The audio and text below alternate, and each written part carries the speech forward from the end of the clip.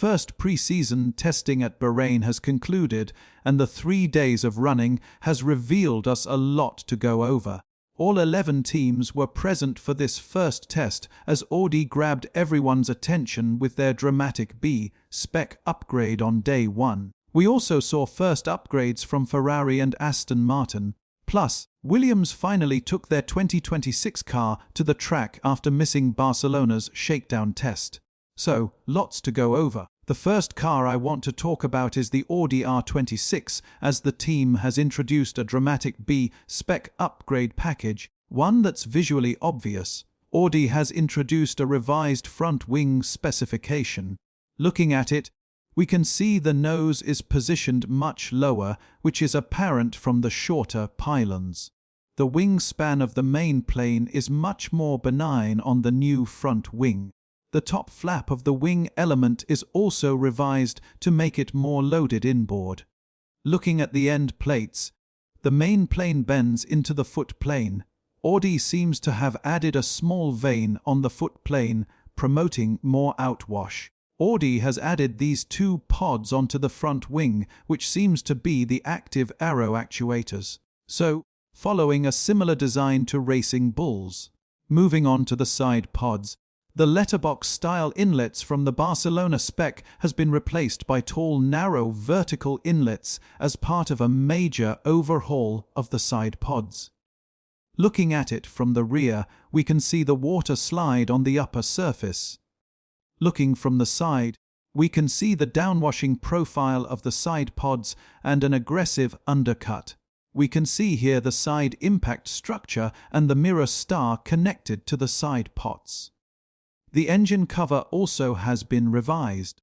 We can see the cooling outlets have been repositioned and the shoulder on the Bahrain spec is more of a linear cannon, which should accelerate airflow, reducing aerodynamic drag. Looking at the floor, Audi has made 3 tweaks in this region. Looking at the T-raise section first, we can see these 2 slots which no other team has. I think Audi are using these slots on either side to generate strong vortices towards the diffuser. The next interesting detail is the wide raised underbody lip. Audi trying to direct as much high-pressure air as possible under the car to generate additional downforce. Looking at the rear floor corner, the slot gap profile is interesting as it is a 2-piece design, but the first is V-shaped, creating a diagonal slot gap, while the second slot gap is horizontal. Williams debuted the FW48 at a filming day in Silverstone after missing Barcelona's shakedown test. And we got to see the car in detail at the first day of the Bahrain testing.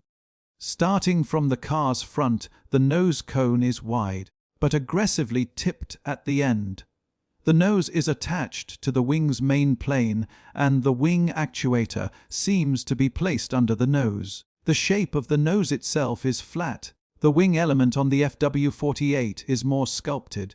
The third element raised high to promote more air flow over the wishbones. Looking at the end plate, we can see this foot plate, a small vane attached to the foot plate and the dive plane. The vane is present here to promote more outwash, similar to the Audi design. The dive plane has an interesting profile as the outer section seems to be promoting upwash while the inner section is promoting downwashing air flow. Williams have opted for a pull rods front suspension and comparing the height difference between the upper and rear leg. That is a lot of anti-dive similar to the Aston Martin. For the rear suspension, the team has gone for push rods configuration, and the wishbone pickup points on the upper and lower wishbones shows considerable anti-quat. The side pods seem to be of the overbite style. The inlet is large and box-shaped. The side pods is bulky but tight towards the rear, has a slight downwashing profile and a less aggressive undercut. The engine cover has these shoulder cannons. The airbox is fairly large. Combining the side pod's inlet and the airbox means Williams should have enough cooling for the hottest of circuits. Looking at the floor, Williams' interpretation is similar to McLaren's. The top piece is huge, but below that is 2 slots, and the edge itself is curved upwards, sort of forming a third slot, generating vorticity along the floor edge, while the top piece is directing airflow along the side pods and the floor. Looking at the rear floor corner, we can see these stepped cutouts on the side of the diffuser wall. We can see the mouse hole cutout. Looking at the floor from this shot, we can see these vanes attached underneath the rear corner, generating some vorticity to prevent losses from the diffuser. Ferrari has introduced its first upgrade package for the SF26 at the Bahrain tests, introducing a new front wing, making revisions to the floor and the diffuser. Starting from the front, the new wing's main plane is now flattened, similar to the Red Bull design. The wing elements have been revised. The third element on the new wing is narrower inside, trying to push cleaner airflow towards the floor, but widens outside, generating outwash. Looking at the end plates, this vertical lateral strip has a different curvature, and the end plate's rear is stepped, Ferrari trying to generate as much outwash as possible. Looking at the updated floor next, we can see the steel stay has been moved closer to the bargeboard section. The bargeboard itself has been reprofiled. The curvature of the floor edge is more prominent on the new floor, and the edge has been segmented into 2 sections. Moving to the rear, the cutouts are revised, enlarging the slot gaps. Ferrari's trying to improve the vortex generation along the floor edge step by step to improve underfloor performance. Looking at the SF26 diffuser, we can see Ferrari connected a winglet to the diffuser, sort of forming an upper tail. This geometry helps to enhance the extraction of air flow from the diffuser, hence increasing the load generated by the underfloor. Mercedes also has a similar geometry, but is less pronounced compared to Ferrari. Aston Martin brought a front wing upgrade to the Bahrain tests. Comparing it with the Barcelona spec, we can see the team has added a dive plane. Similar to McLaren, this dive plane is downwashing airflow, promoting more airflow towards the tire's contact patch. We also got a great look at the AMR26 underfloor, the first floor image of 2026. We can see 5 floor fences, and the upper lip of the floor body has a curvature aligning its flow with the barge board design. And we can see from this image the barge board's curvature. The underfloor itself is pretty flat. Not much happening in terms of profiling like on the ground effect floors.